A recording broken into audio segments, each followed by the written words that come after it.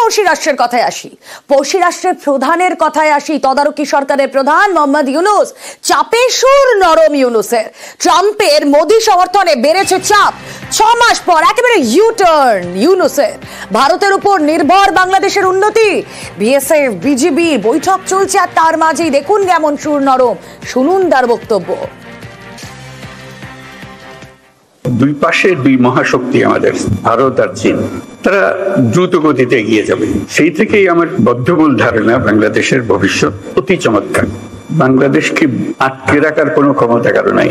এটা একটা মহাশক্তিধর অর্থনীতি তৈরি হবে। আমাদের একটা নিজস্ব অর্থনৈতিক অঞ্চল আছে। উত্তরে হলো নেপাল আমাদের অঞ্চল, তাদের সমুদ্র দেখতে হলে আমাদের মাঝখান দিয়ে দেখতে হবে, আমাদের মাধ্যমে দেখতে হবে। ভুটান একই কাণ্ড, তেমনি ভারতের পূর্বাঞ্চল একই অবস্থা। নেপালের যে অবস্থা, ভুটানের যে অবস্থা, ভারতের 7 সিস্টারের একই অবস্থা। তার সঙ্গে আমরা যোগ দিই একসঙ্গে এই অর্থনৈতিক অঞ্চল। আমাদের যে সমুদ্র বন্দর, তাদের মাল আনা নেওয়া করবে, তাদের অর্থনীতি আমাদের অর্থনীতি একসঙ্গে জাগবে। এই প্রক্রিয়াকে জোরদার করা, যাতে করে আমরা এই অর্থনৈতিক অঞ্চল গড়ে তুলতে পারি। এই কথা যখন বলছেন মোহাম্মদ ইউনূস, তখন বিএসএফ বিজিবি বৈঠক চলছে। এবার আপনারা যদি খেয়াল করে থাকেন, তদারকি সরকার যখন থেকে তৈরি হয়েছে, পাল্লা দিয়ে বেড়েছে ভারত বিদ্বেষ। শুধু কি ভারত বিদ্বেষ বেড়েছে, সরকারের একাধিক উপদেষ্টার পাশাপাশি এই মোহাম্মদ ইউনূস, তার গলাতেও ছিল চড়া সুর। Confident those that have fled the country, such as Sheikh Hasina, can be brought back to Bangladesh. She fled the country. She's in India. We sent notice to India that she should be repatriated. We are trying her because we have lots of evidence, including the UN High Commissioner's report on human rights. We already started the legal process. So we are hoping that the legal process will continue and will bring her to the justice. It has to happen, otherwise people will not forgive us. শুনলেন ভারত বিদ্বেষ ঠিক কতটা, আর তারপরেই সুর নরম। কিন্তু এই যে চাপে সুর নরম, এই চাপটা এলো কবে থেকে? কদিন আগেই মার্কিন সফরে যান নরেন্দ্র মোদী, আর সেই সময় বাংলাদেশের দায়িত্ব মোদীকেই দেন মার্কিন প্রেসিডেন্ট ডোনাল্ড ট্রাম্প। শুনুন। There was no role for our deep state. It was this is something that the Prime Minister has been working on for a long time and has been worked on for hundreds of years, frankly. I've been reading about it. But I will leave Bangladesh to the Prime Minister.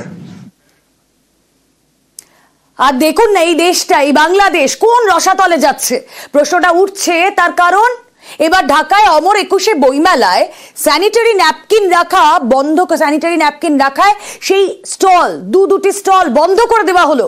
বইমেলা কর্তৃপক্ষের কি সাফাই জানেন? অনুমতি না নেওয়াতেই নাকি এই সিদ্ধান্ত। কিন্তু তাই বলে বইয়ের স্টল বন্ধ করে দিতে হবে?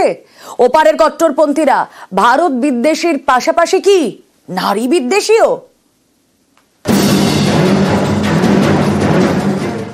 বাংলাদেশে কট্টরপন্থীদের দৌরাত্ম্য, আবারও তাদের নিশানায় মহিলারা। ঢাকায় চলছে অমর 21শে বইমেলা। স্যানিটারি ন্যাপকিন রাখায় বইমেলার 2টি স্টল বন্ধ করে দিয়েছে কর্তৃপক্ষ। একটি চিঠিতে তারা লিখেছে, নারী ও শিশু সুরক্ষা পণ্যের ব্র্যান্ড বইমেলায় 2টি স্টল দিয়েছে। এতে অনেকের আপত্তি রয়েছে। দেশের বিভিন্ন জায়গায় জমায়েত হচ্ছে। অপ্রীতিকর পরিস্থিতি এড়ানোর জন্য তাই সংশ্লিষ্ট 2টি স্টল বন্ধ করা হয়েছে। বাংলাদেশে এই অমর 21শে বইমেলা পরিচালনা করছে বাংলা একাডেমি। তাদের স্টল বন্ধের নির্দেশে তৈরি হয় বিতর্ক। পরে সাফাই দিয়ে মেলা কর্তৃপক্ষ জানায়, স্যানিটারি ন্যাপকিন রাখার কোনো অনুমতি না থাকায় স্টল বন্ধের সিদ্ধান্ত নেওয়া হয়েছে। অনেকে বলছেন, এর থেকেই আরেকবার স্পষ্ট হলো কট্টরপন্থীদের মানসিকতা কতটা পিছিয়ে পড়া এবং তারা কতটা নারী বিদ্বেষী। 2 দিন আগে এই বইমেলায় তাণ্ডব চালায় কট্টরপন্থীরা। টার্গেট করা হয় একটি বিশেষ স্টল, কারণ এই স্টলে ছিল তাসলিমা নাসরিনের লেখা বই চুম্বন। যার মেয়ে বেলা কাটে বাংলাদেশে, তাসলিমা বাংলাদেশে ঢুকতে পারেন না, তার লেখা বই রাখার জন্য স্টলে ভাঙচুর চালানো হয়। এর আগে বিদ্বেষের বাংলাদেশের অভিনেত্রীরাও রাজদোষে পড়েছেন। রাষ্ট্রদ্রোহের অভিযোগে গ্রেফতার করা হয় অভিনেত্রী শাওনকে। একই অভিযোগে আটক করা হয় আরেক অভিনেত্রী সোহানা সাবাকে। দুজনেই ইউনূস সরকারের বিরুদ্ধে সোশ্যাল মিডিয়ায় সরব হন। বাংলাদেশে পালাবদলের পর মৌলবাদীরা তাণ্ডব চালিয়ে বন্ধ করে দিয়েছে মেয়েদের ফুটবল প্রতিযোগিতাও। আবারও কট্টরপন্থীদের দৌরাত্ম্য।